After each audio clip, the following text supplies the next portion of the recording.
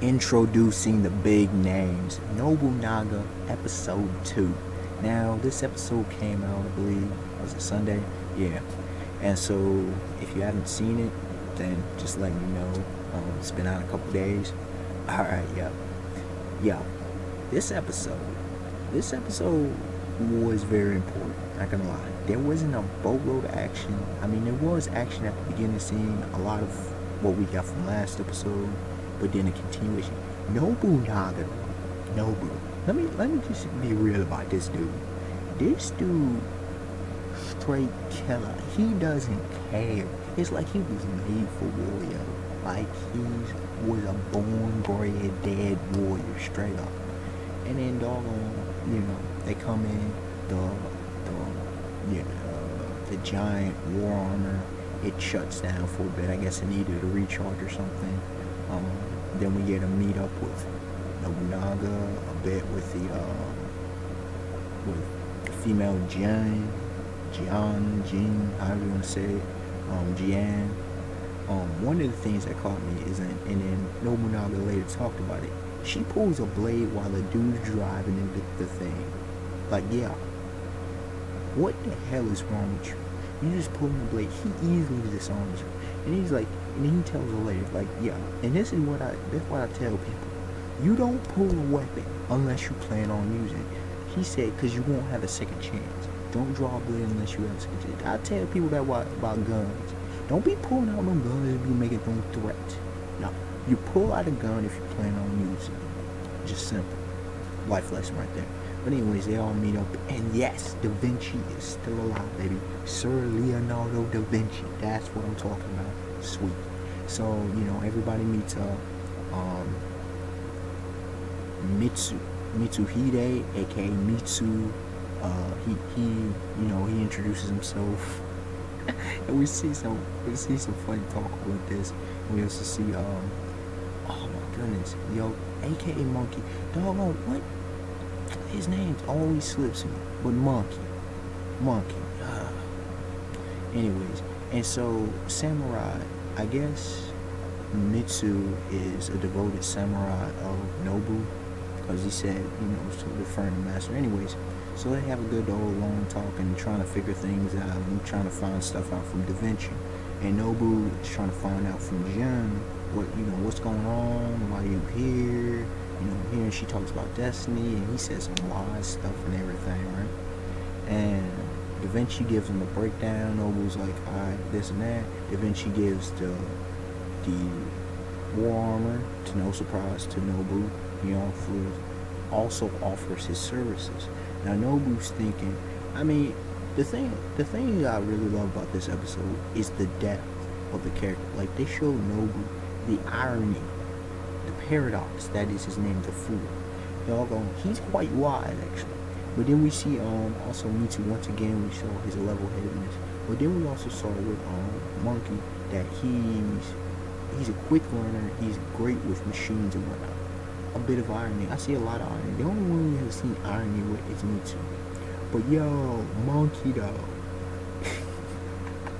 He is fascinated and madly attracted to Jen. Like, he sees the golden, he says golden hair, her blonde hair, long locks. He's like, he wants to touch it. He freaking wants to touch her boobs. Like, that perfect. Oh, that was comedy. But that was good stuff. So we see some more characterization from them.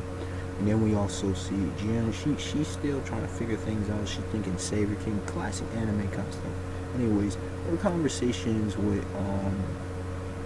Nobu were probably the best points of this episode, to be honest with you, because there was a lot that was exchanged. And one of the things I really liked I caught was the whole thing he talks about giving the giant war armor a name, right? And he says, they call me the Great Fool. Well, how would you say that in your language? The Star of the West. And she's like, well, the Fool. The Fool. So I really love that exchange. And when it, Da Vinci talks about how we find out more about a bit of his skills and inventions and whatnot. Not too much, but we see more about it. Because it was apparently his masterpiece. And things have fallen into place, but it is what it is. I accept it as it is. because it allows more epicness quicker to happen.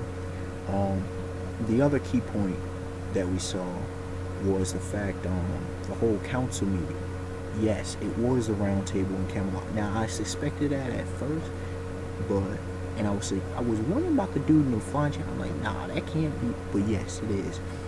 Doggone the King Arthur comes out looking like kind of like a magician kind of thing, but he's got a glowing face. So apparently we're not going to see him too much later in the series, which is cool with me too. But at least we know Arthur. We see what caught my eye was in the round table. I don't think everybody was there, but in the round, I think one or two people were missing. In the round table, there was two women. I noticed that there were two women, so I found that very interesting. But yo, the big names, more historical figures. I mean, they had a holographic communications with Admiral Magellan, and he's breaking down the situation. But yo, doggone King Arthur calls for doggone Hannibal. I think he was the sort of kind of blonde-haired, long blonde-haired, armored, soldier looking dude. But yo, did y'all see my thumbnail? The dude with the mask kind of reminds me of Masquerade. Not so much Masquerade, but more so Spectre. Keith, aka Keith from Bakugan. Any Bakugan fans? But yeah, Spectre reminded me of that. Doggone dude with the mask. Nice, I gotta say, nice looking dude. Handsome features and all that. No, y'all, not gay. Just saying. Had handsome features. Anyways, this dude was Gaius Julius Caesar. So General Caesar offers, he's like, yo, you know what?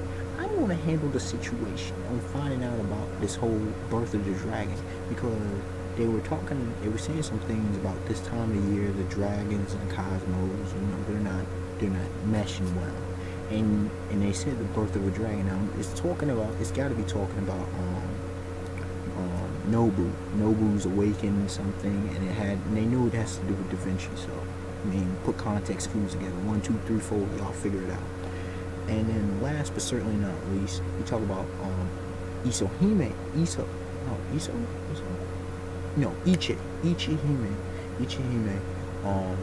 In the episode, because Mitsu brings up along the way, like, yo, we got this, this female here, okay, this young woman. Ichi's not gonna like that, and Nobu, he's sitting and pondering. He's like, yeah, you're from now on, you're gonna be a man. You're gonna be Ron Maru. And he said, well, because you smell like orchards, and I guess orchards translates to Ron in that specific language. So she blushed. I thought that was kind of cute. But Ichihime is his sister, nice looking sister, and we saw a good amount of stuff in the preview. And we saw this one chick, this one black-haired chick, and we saw her again. Like, talk about full done. So I want to know more, because she seems like she's gonna be with the partners, okay, with the main group. I'll get to them in a minute. But Ichihime, so interesting. And we also see something here. Nobunaga's younger brother, Nobukatsu, I believe his name was. Yeah, his coming of age party. He wanted his brother there, but Pops ain't happy. He's like, don't worry about the fool. Nobunaga comes in there, gives his brother a gift for the watch that Da Vinci gave him, presents the giant war armor and everything, and he breaks that. I mean, spitfire straight up. He don't care, He spitfires the situation, and they saw the war. And he says the fortress has been taken, and we need some serious help, not just from Takada. Then he mentions a couple other groups gonna easily wipe them out. Another thing I love about this episode was Nobunaga's confidence. Like, throughout the episode, just kept putting on confidence. Between the wisdom and the confidence of Nobu, it was excellent. That was another point. But yeah, the whole Ichi thing, I think, is gonna be interesting. Yo, sister but lover? Like, that's the prophecy? So what? It's confusing. But anyway, the six we see in the previews, we see Nobu, Nobunaga, aka Nobu. We see Monkey. Yo. I'm getting pissed off that game. It starts with a Y. Anyways, yeah, Monkey, Mitsu, aka Mitsuhide. We see Jian, aka Ranmaru. We see what's that name? And I know that one chick, Ichihime's kind of sort of part of the six. But then we see the chick who we don't know her name. She seems a little bit crazy, so we'll see where that goes. Anything else? Anything else? Oh yes, one last little note.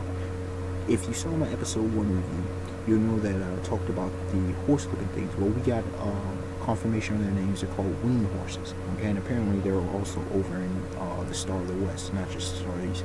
Nice to know, which was confirmed by GM. So great to know. A bit of world building. Good to know for somebody like myself. Alright, overall, I say this episode was an 8 out of 10. I think it was a great episode. Really do think it was a great episode of Nobunaga Fool.